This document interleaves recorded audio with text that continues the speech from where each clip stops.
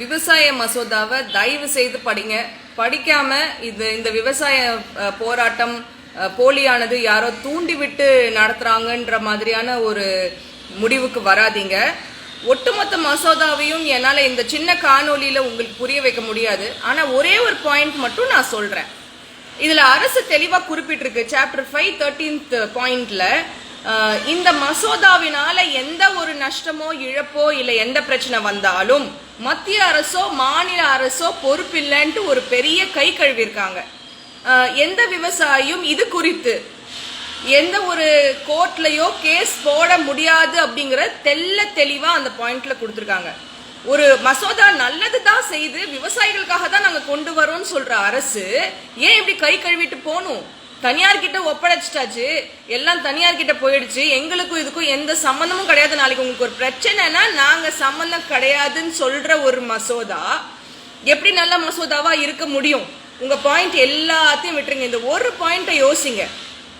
இதுக்கு ஒரு பெரிய உதாரணம் கொரோனா வந்தப்போ தனியார் மருத்துவமனைக்கு ஓடணுமா அரசு மருத்துவமனைக்கு ஓடணுமா? அரசு மட்டும் இந்நேரம் மத்திய அரசோ மாநில அரசோ கொரோனா வந்தவங்களுக்கு யாருக்கும் அரசு பொறுப்பு எடுத்துக்காது. எல்லாத்தையும் நாங்க தனியார் கிட்ட ஒப்படைச்சிட்டோம், இது மேல இதுக்கும் எங்களுக்கும் எந்த சம்பந்தமும் கிடையாது, எங்க மேல யாரும் எந்த கேஸும் இது குறித்து போட முடியாது, எதா இருந்தாலும் நீங்க தனியார் கிட்ட போங்கன்னு சொல்லியிருந்தா நம்ம நிலைமை என்ன ஆயிருக்கும்னு பாருங்க. எத்தனை தனியார் மருத்துவமனைகள் முன் வந்தன, எத்தனை மாதங்கள் கழித்து திறக்கப்பட்டன தனியார் மருத்துவமனைகள். அதேதான் இங்க நடக்கும். அதை விட இது பெரிய பிரச்சனை. இங்க நடந்துட்டு இருக்கிற ஃபார்மர் ப்ரொடெஸ்ட் வெறும் விவசாயிகளோட இதுன்னு நம்ம நினைச்சோம்னா நம்மளை விட முட்டாள் வேற யாரும் கிடையாது. ஏன்னா விவசாயிகளை விட நுகர்வோருக்கு தான் இது தேவையான பிரச்சனை. விவசாயிகளாவது அவங்க விளைவிக்கிற பொருட்களை எடுத்து வச்சு சாப்பிட்டுப்பாங்க. நம்ம கையேந்தி நிக்கிறோம், பிச்சை எடுத்துட்டு இருக்கோம் அவங்க கிட்ட. அவங்களையும் நம்ம சப்போர்ட் பண்ணாம எத்தனை பேரால 300 ரூபாய்க்கு 400 ரூபாய்க்கு அரிசி வாங்கி சாப்பிட முடியும்? ஏற்கனவே அத்தியாவசிய பொருட்கள்ல இருந்து வெங்காயம், உருளைக்கிழங்கு, எண்ணெய் வகைகளை எடுத்தாச்சு. இது மூணும் மிக அத்தியாவசியமான பொருள் நம்ம எல்லாருக்கும் தெரியும்.